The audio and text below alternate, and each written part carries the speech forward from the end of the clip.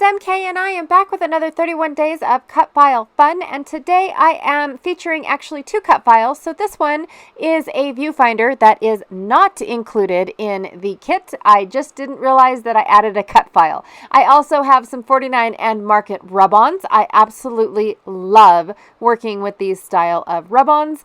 And then I have a couple wood veneer pieces. One is from Some Assemblage Required, and then the other one I do not remember where I got it from, and I don't remember where I got this geotag from either. I do know that I received this, I don't know, corduroy heart and wax seal from a kit club, and then I have a pocket page that I will be briefly doing at the end of my 12 by 12 page. This is the paper that I chose for my 12 by 12, or for my pocket page, that I will be using both sides of. These are the photos that I have decided to use for my pocket page.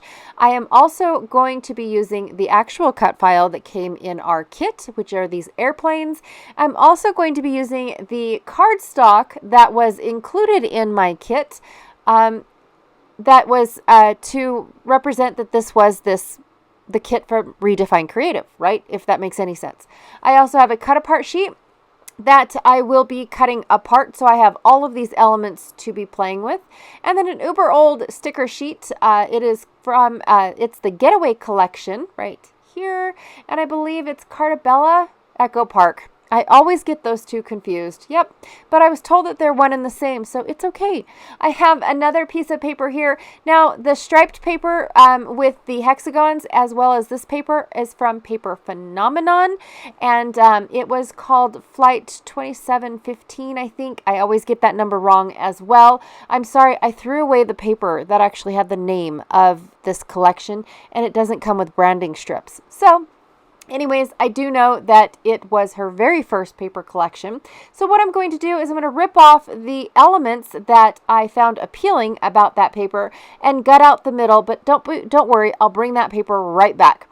Right now, I want to work on my background. Now, this cardstock is embossed, so it's got a glossy finish to it on one side, and then it had the negative on the other side, so it was white hexagons on this peachy pink color sort of thing. I don't know, it's uber old, from close to my heart. I want to say back in 2013 or something like that, or even sooner, 2011. I'm not really sure. Anyways, so I'm going to go ahead and attach my rub-ons right onto this because I thought that the hexagon print would show up really well, through the rub-ons. However, it doesn't work that way. So no matter how hard I tried to rub to get it into the grooves of the embossing, it just didn't work. So I'm just going to go ahead and go with it. But I do lose my blue a little bit, which I think is fine because now it looks a little bit more like the Paper Phenomenon paper. So I'm okay with that. I just really like the mixture of the yellow, the peach, and the blue. I really have been liking that mixture a lot these days. So I really wanted to play with that, but I went ahead and went with what I ended up with either way. Okay, so I'm going to go ahead and do some photo placement really quick to make sure that I'm getting the best out of my rub-ons, because I don't want to do all this work and then cover most of it up. I'm okay with covering little bits here and there up, but I don't want to cover up most of it. So I'm going to do a little think here and figure out whether or not where I want my last two rub-ons to go. Now, I didn't do any of the rub-ons. I didn't do all of the rub-ons. I just picked a few here and there. I think I have one left on that sticker sheet that I did not use. Also, too, I didn't pay attention to what they actually said, so I might have put Africa below Australia and whatnot. I have no idea, you guys. It's just a background. I really didn't want it to be, politically correct in any way, shape, or form, or geographically correct at all. I just wanted a background. So by the time that I'm done with my whole layout, I really don't even pay attention to any of the words that were on these maps. All right, then I also have these really cool longitude and latitude lines, which I really, really couldn't wait to put on this layout. So I'm going to go ahead and put one at the top and one at the bottom to make it feel like it's enclosed on all four sides instead of just the two sides from the Paper Phenomenon collection. Plus, it also brings in a little bit more of that darkness that is in the Paper Phenomenon paper that I felt like my peach cardstock was lacking. I just felt like it was too cheery for what I was going for. All right, so I'm going to go ahead and put my papers up. I'm only doing the outside edges and tops and bottoms. That's all that I was doing because I want to be able to tuck my photos in and out. I just don't know where yet. All right, so here comes the rest of that paper, and I'm going to go ahead and just messily rip it as best as possible, so that way I have a photo mat, but not quite a photo mat. Then I'm going to take some time and use my edge distresser to just rough up the edges, give this paper a little bit of dimension, but not a whole bunch of wow in your face dimension. All right, so now this viewfinder is a little bit too white for my liking because everything else has color. I don't have any white whatsoever except for my raw edges that have been ripped. So I'm going to go ahead and take some evergreen bough that was just left over on my brush and rub it in just to see if I liked it before I went heavy on it. Now from the inside out, I'm going to take ground espresso and bring it from the inside out. I just said that. But I'm going to fade it into this evergreen bough. So now I heavily put it on because I really liked the color. I felt like it matched. It was beautiful.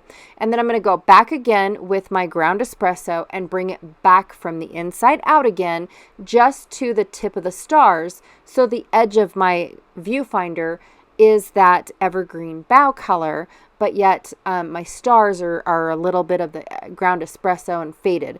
I also took some water, splashed it on, wiped it up, and then, of course, my white splatters because I like that look. You can leave the white splatters off for sure, but I really liked how this viewfinder turned out. All right, okay, now back to the actual cut file and the reason why you guys are watching this video. I'm going to take my border and actually cut it up. I want teeny tiny little airplanes to add into the clusters around my layout. Now, I have to tell you guys that I have two distinct clusters. Well, technically three, but there's not a small, medium, and large to them. It's more of a where do you start and where do you stop type of deal. Sometimes, especially when it comes to flying, I don't mind my clusters going all over the page because of the fact that I want that mood and feel for flying. You know, I want the eye to fly around my page. Because it's a flying representative layout, right? It's actually just how they had the airplanes caught up and the fact that I was stuck at this airport and it was getting dark. In fact, I didn't make it to a hotel until almost 11 o'clock at night, but I got stranded at an airport because my first flight had technical mechanical issues, and by the time that I got to the next airport, which was rather large in size compared to the first airport, I didn't have time to walk all the way across and get to my terminal, so they canceled my flights and got me a hotel and made me stay the night. Well, didn't make me, but I had no other choice. I stayed the night, and then of course I caught the shuttle back and caught my flight the next day. It did mess up a bunch of plans that I had, which is fine, but I also got these beautiful photos of all these airplanes were just lined up in a row on the runway, and I thought it was amazing and was able to catch this picture. I also got a couple other really cool pictures when I went to my jumper plane because I live in such a very small town. The only flight out, there's once a day, and it is literally a jumper plane. 12 people can fit on this plane, and then you have to go to Salt Lake in order to go anywhere else in the world. That is your option. Or I drive 4 hours to get to Salt Lake, pay the fee to park my car for however long I'm gone, and then enjoy my flight that way. I prefer the jumper plane just because of the fact that I don't have to leave my car anywhere. I can get a ride, get to the plane, and be done. And it's actually quite fun. I enjoy the little jumper plane. It's a half-hour flight.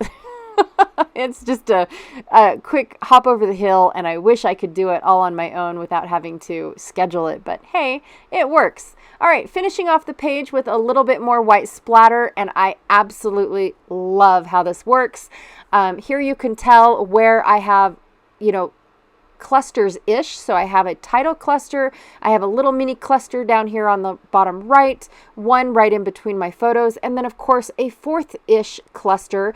But if you include the pattern paper, it wraps around my upper photo. So I'm considering that all as one cluster with, from the bottom of the photo all the way up to the top of the photo. And then of course, the title cluster, which is my favorite. But for those that don't like a pocket page, that was it. That was the end of my video. And so I sped up my pocket page, at least the cutting portion, up quite a bit because this is the most boring part of a pocket page, is cutting down the papers, trimming the photos, and gluing them to the papers. Now, I have to tell you guys that the Project Life ones, one of the pockets is always smaller than a 4x4, and I always forget which one it is. So I always have to take my photo off and recut it and recut both of them. And it's a pain in the pill to cut my photo with adhesive on it. It seriously is. But I wanted to leave this in because this is what I do with all of my pocket pages is I glue my photos down to preferably a photo that a pattern paper that I like both sides of. That way I don't have to glue two pattern papers together, but sometimes I do. It doesn't bother me, but sometimes I do. But anyways, I glue them back to back so that way I don't get the shifting of the pocket pages. Now, I have been known to put my embellishments every now and then inside my pocket page. It just seems to me like lately I've been just slapping them on the outside of my pocket page protector, which is fine by me because it's going to get protected by the other 12x12s in my album. But for this particular one, I wanted to cover up the fact that my papers, I took my 4-inch papers, which originally started on the left side of my 6-inch papers, and I moved them over so all that grunge was right in the center of my layout. However, I wanted to cover up the fact that my hexagons didn't really match, and this was the perfect spot to do it. So I didn't get to put my wood veneer in the pocket page. I put it on the outside and then embellished it as is. Now, for this one, I decided I was going to have the seal in the center of my two 4x3s, and then have these map banners on either side and have it look like a really cool seal. I wasn't sure exactly what I wanted to go with it. It just seemed like a very small little seal. Like it just didn't appeal to me. Well, then I started building a cluster down here for no apparent reason over the two 4x6 photos and then onto the 4x6 that's kind of by itself. I just liked it there, you guys. There was no rhyme or reason. I'm not trying to cover anything up. I just placed it there for no reason whatsoever. And that is it. This is the final piece to this flight that I took. It was actually a flight down into Arizona, nothing big. And little did I know, I only took a picture of one side of my pocket. I totally forgot to take a picture of the other side, so I apologize about that. But I had really cool close-ups for you guys to see how exactly the little clusters came together. All right, that is all that I have for you guys today. Be sure to check out the 31 Days of Cut File Facebook group. We are doing amazing over there. This is week 4, so next week is only 3 days. It is the final bit for this this excursion. I had so much fun, you guys. We started a hashtag this year. We started a playlist this year. We started a Facebook group this year.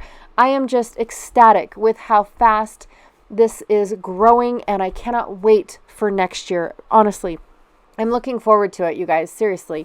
All right. Thank you so much for hanging out with me today. I really, truly appreciate it, and I will check y'all later. Bye.